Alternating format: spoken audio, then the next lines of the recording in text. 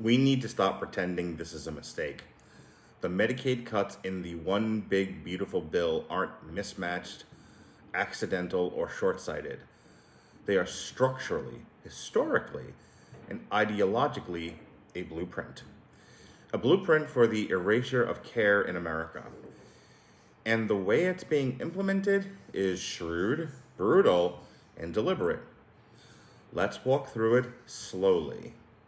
First, the mechanics. The bill doesn't technically kick anyone off Medicaid. That's the genius. Instead, it sets up new rules. If you're an adult under 65, you must work 80 hours a month or perform approved community service. You must verify this every 6 months, and if you miss paperwork, misfile, or just don't understand it, you lose coverage. Same thing with income. If you're below 138% of the poverty line, that's about $27,000 a year, you're still required to navigate a paperwork maze just to keep what little you've got. And your kids, well, they aren't kicked off directly either, but if you, their parent, lose your coverage, they often fall off too. That's the welcome mat effect. Nobody shuts the door on kids per se. They just rip the mat out from under their feet. You know, like you do. The disabled. The bill technically protects them. It says they're exempt from work requirements. But that's a lie by omission, because every exemption has to be proven and reproven in writing every 6 months with the kind of documentation that most of these people can't obtain, track, or even understand. So, yes, disabled people will still have Medicaid, per se. They'll just have no way to access it. No home health aid, no case manager, no mental health support. Hello. It's a wrapped up, ribbon-tied empty box. And when they spiral from lack of care, when they go off meds, lose housing, wander into crisis, they won't be met with doctors, they'll be met with law enforcement. Because that's where this leads. We've done this before. I feel like there's a theme with my TikToks. In the 1960s, we emptied psychiatric hospitals, said we were liberating people, promised community support, would catch them even. It didn't.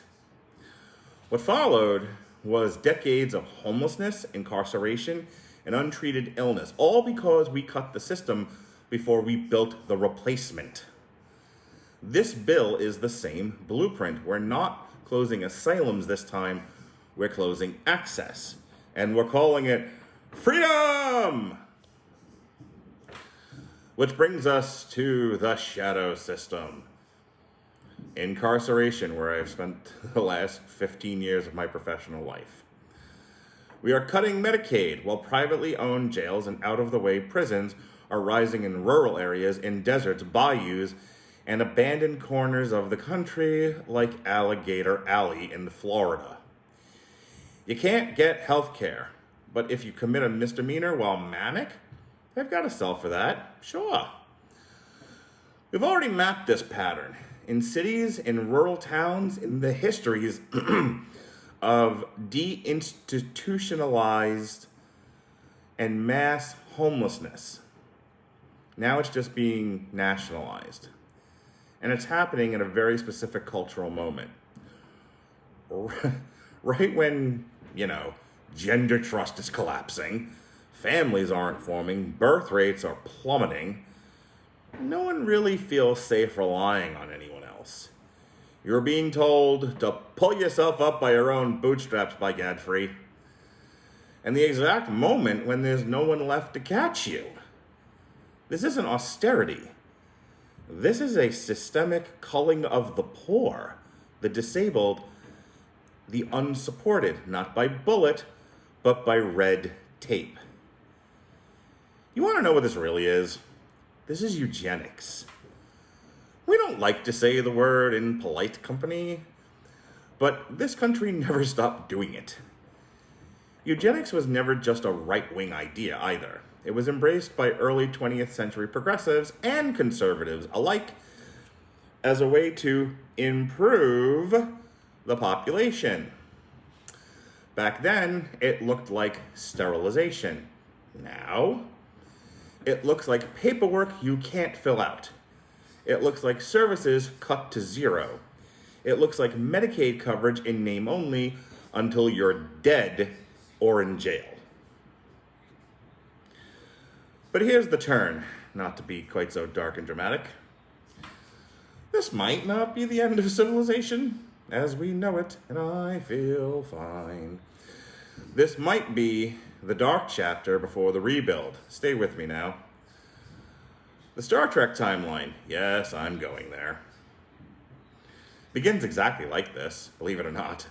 Decades of global crisis, economic collapse, eugenics wars, mass death, total failure of institutions. And then, from the ashes, something better. A new order, new ethics, new technology, a different definition of humanity. Nobody, not know how, wants to live through the collapse. But when future generations look back, they won't see this as a mismatch, they'll see it for what it was, a blueprint.